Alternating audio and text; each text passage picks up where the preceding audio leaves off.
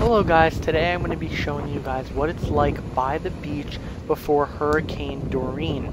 This is in Daytona Beach, Florida. Today is September 1st when this was recorded.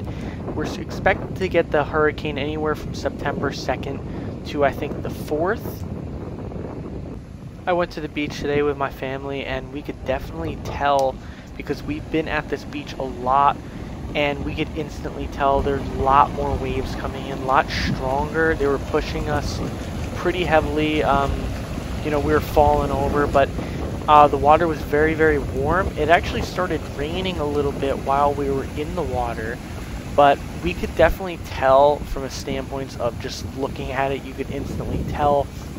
You could tell from the water is a lot higher up, closer to the houses. And a lot of people have their houses boarded up, especially along the water. So it's definitely a scary hurricane. I just want to show you guys what it's like here in Florida. So the rest of this video is just going to be more clips of the water and how hard it is. You can see this, the clouds from above, a lot gray from the top, a little bit blue when you look more outwards. But this hurricane is definitely going to be pretty scary. It is a Category 5. I think it's about 185 mile per hour wind, I think right now we're finding out, but it could get even worse.